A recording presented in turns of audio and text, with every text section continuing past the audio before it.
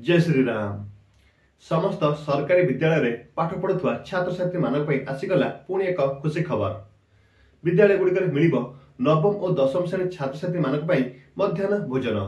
तो चलन जानु आजिकार संपूर्ण अपडेट कौन रही अछि तबे मु प्रभात आपण मानक स्वागत करूछि मोर YouTube चैनल को। चैनल को नुआ आसीथारु वीडियो को लाइक शेयर सब्सक्राइब करि पाके बेल आइकन को प्रेस करियो बोलिबे नहीं। तो आपण संपूर्ण अपडेट को देखि नियंतु। सरकारी विद्यालय रे पाठ पढ़ुवा समस्त स्कूल छात्र छात्री मानक पई आसिला पुणी एक खुशी खबर। एणिकी नवम और दशम श्रेणी छात्र छात्री को मध्य मिलिबो मध्याह्न भोजन। आपण मात्र पूर्व जानि सारिथिबे प्रथम और अष्टम श्रेणी छात्र छात्री मानक स्कूल गुड़िक मध्याह्न भोजन मिलता है, किंतु एही मध्याह्न भोजन कार्यक्रम रे विद्यालय नवम और दशम श्रेणी छात्र छात्री मानक सामिल करा जिवो। एने मोहन चरण माझी घोषणा कर सारिछन्ते।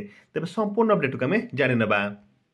तेज आपण देखिपे स्क्रीन पर नवम और दशम श्रेणी छात्र छात्री मानक मध्याह्न भोजन मिल कटक एपरी एक कार्यक्रम मुख्यमंत्री मोहन चरण माझी एने घोषणा करछन्ते। एणिक नवम और दशम श्रेणी पिला मध्याह्न भोजन मिल पूर्व विद्यालय केवल अष्टम श्रेणी पर्यंत छात्र छात्री मानक मध्याह्न भोजन मिलूला। तो पूर्व केवल 1 ରୁ 8 छात्र छात्री मानक मध्याह्न भोजन मिलूला।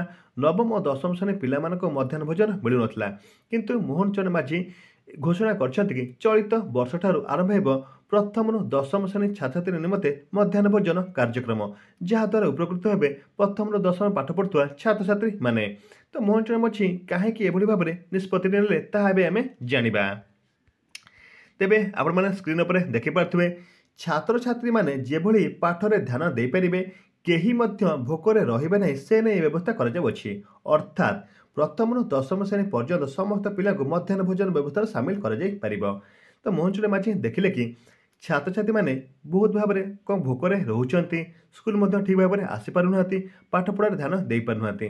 तो से सब को से गुरुत्व माने देकी वर्तमान पे कौन कले कि नवम और दशम श्रेणी छात्र छात्री निमते से मध्याह्न भोजन कार्यक्रम को से चलित वर्ष सामिल करने जाऊँच, जहाद्वारा विद्यालय गुड़िक उपकृत हेबे प्रथम ରୁ दशम श्रेणी छात्र छात्री माने।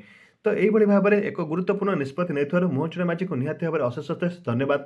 कारण छात्र छात्री मैंने देखीचु अनेक छात्र छात्री मैंने विद्यालय को माने टिफिन बॉक्स आनी पारती नहीं, तो बाहर जलखिया पर से निर्भर रही था, जहाद्वारा से देह खराब हवा संगे से पाठ पढ़ा ध्यान दे पारती ना, जहाद्वारा ये जो निष्पत्ति नवा द्वारा स्कूल पाठ पढ़ुवा नवम और दशम श्रेणी छात्र मैंने निहाती भाव में बहुत परिमाण उपकृत हो पारे। थैंक यू सरकार, थैंक यू सीएम मोहन चरण माझी। तो जदि वीडियो आपण मानक निहाती भाव में भल लगी है निहाती वीडियो को लाइक शेयर सब्सक्राइब करेंगे, पाखे बेल आइकन को प्रेस करने को भूलिए नहीं। जय जगन्नाथ, जय श्री राम, थैंक यू।